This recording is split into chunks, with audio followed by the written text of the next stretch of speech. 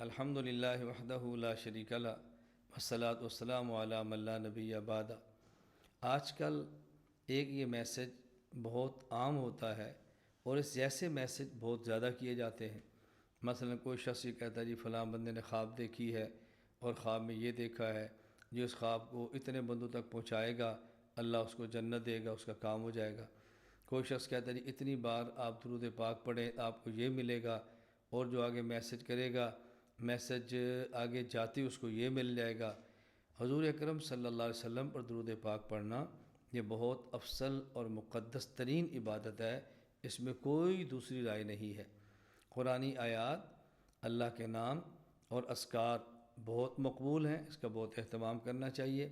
ہم بھی اپنے کرتے ہیں، ہر روز فجر کی نماز کے بعد سورہ یاسین بھی پڑھتے ہیں، ذکر بھی کرتے ہیں، اشراق تک تلاوت بھی کرتے ہیں، ہم بھی اہتمام کرتے ہیں، آپ بھی کریں۔ لیکن یہ جو روش چل پڑی ہے کہ جو شخص یہ میسج اتنے بندوں کو دے گا اس کو یہ ملے گا، جو شخص اتنے بندوں تک پہنچائے گا یہ ملے گا، آپ کا میسج آگے جائے گا تو میسج جاتی ہے آپ کے لیے یہ کام ہو جائے گا، یہ چیزیں ثابت شدہ نہیں ہیں۔ اس لیے اس قسم کے میسج آگے منتقل کرنے سے اور اس قسم کے میسج آگے فارورڈ کرنے سے بہت زیادہ احتیاط کرنی چاہیے۔ اللہ کے لیے شریعت کو مذاق نہ بنائیں اور اپنی خواہشات کے تابع نہ کریں۔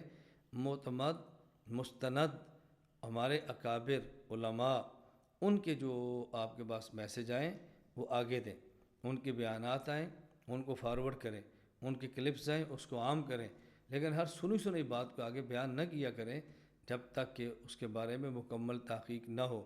اور تحقیق کا طریقہ یہ نہیں ہے کہ آپ لوگ خود کتابیں کھول کے شروع ہو جائیں، یہ آپ کے بس میں نہیں ہے۔ قابل احترام اور مستند علماء سے رابطہ کر کے تحقیق کروا لیا کریں۔ اللہ تعالی ہم سب کو شریعت کے مطابق زندگی گزارنے کی توفیق عطا فرمائے۔ وآخر دعوانا ان الحمد للہ رب العالمین۔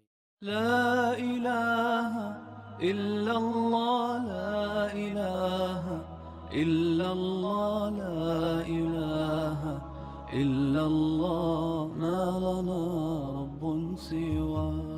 لا إله إلا الله، لا